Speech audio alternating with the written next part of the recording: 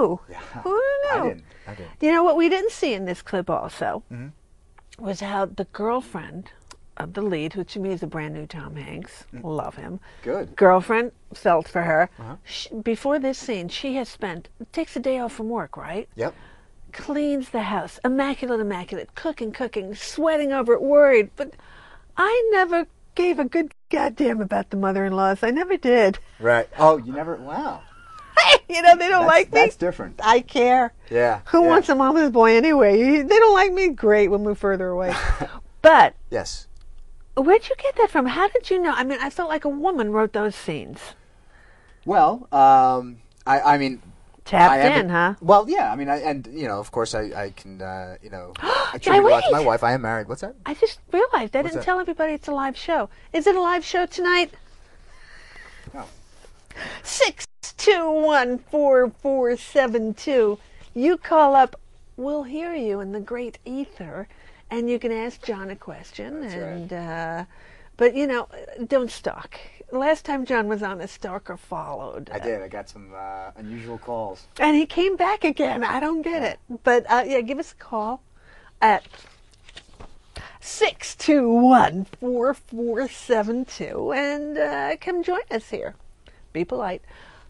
Yes. The feminine side. Yes. I'm sorry. Well, I am married, and so I think that certainly helped. As far as because I mean, what? When your mother comes to visit, does your wife go through this at all? Well, no. I mean, look, the film itself was written. I know it's extreme. Yeah, it's extreme, and but it's not quite a parody. It's more realistic than a parody. It definitely is. It definitely is. Yeah. I mean, all it was just a projection. I mean, like I took that scenario that I discussed earlier and really sort of made this family go through this experience, 15 years later, and sort of just projected what it would be. So as far as I think just being in a relationship, and I'm obviously I'm married, like I said, and it's a relationship. Yeah, and getting to know the other person, and you have to understand their positions and their points of view. So I think that helped me a lot. I believe that. That's so wonderful. Your wife is so lucky. You hear that?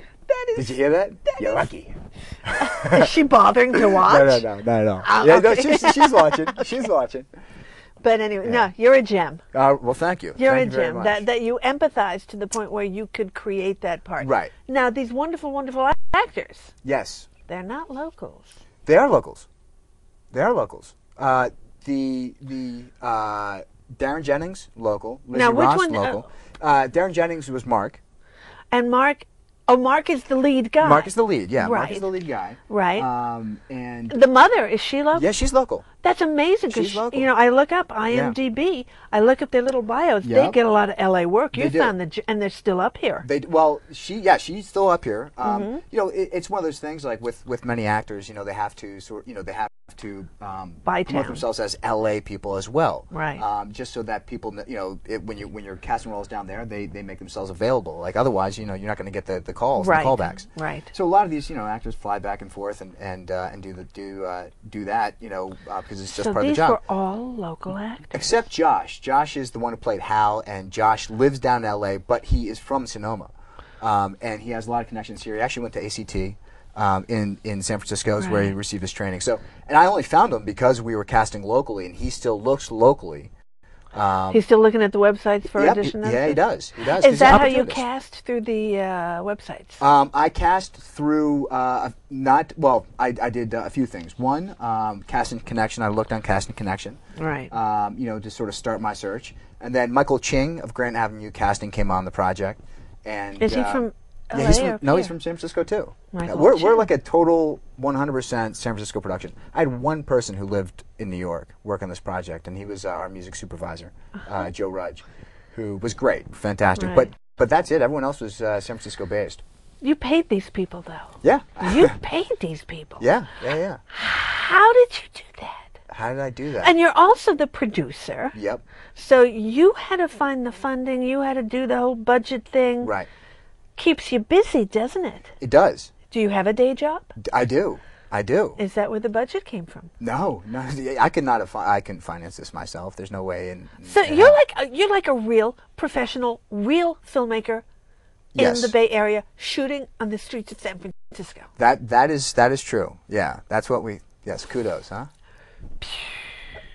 And it's snazzy looking stuff. Yeah, and that was Cliff Trayman. He was the cinematographer. He's a local guy once again, and he's fantastic. He's very easy to work with, and yeah, he put in the time and you know, set up the shots terrifically. I mean, with him, you know, with his crew, and they were great. Did you take off from work so that you didn't just work evenings and weekends? Oh no, I took everything. Yes, I took off. Right. You know, I luckily How what long I do, did it take? Well, we shot for 17 days, but I mean, of course, all the pre-production before that. Now, 17 days, we actually shot over 23 days, and then of those 23 days, 17 were shooting. But we had to keep it slim, you know. I mean, there's obviously, it's, you know, as far as dialogue goes, it's an 80-minute film, but there's you know, a solid 94 minutes of dialogue in it. They're talking. So you did not allow them to screw up their dialogue at all, because then you have to shoot it a second take. I would say I was kind of a stickler about the dialogue too. As the writer, I think that's probably the one problem too about being You really loved everything the writer wrote for you. As I thought director. the writer did a great job as director. Speaking, yes, yeah, I thought the writer did a phenomenal job. So yeah, so we wanted to keep the words as best we could. I mean, you know, there was always some leeway, but you know, because of that, yes. I have an idea. Shoot. I should tell people when it's playing. Yeah, please. Not that they'll remember, but just call up sfnd.com. Yeah. You know, call up that way. The full picture is whoa. He gets weekends. He gets 3 screenings. He gets prime time. Oh, well, no, one afternoon one for the kids. Yes, for the kids. Saturday, the 14th. That's Valentine's Day. That's right. This is a date movie, people. 7:15. Perfect. And that's on the Roxy, right? Yep, that's at the Roxy in the Large There Theater. are so many great restaurants 1 block away, starting on 16th. Have you taken a walk there? Oh yeah. It's like International Restaurant Row. It is.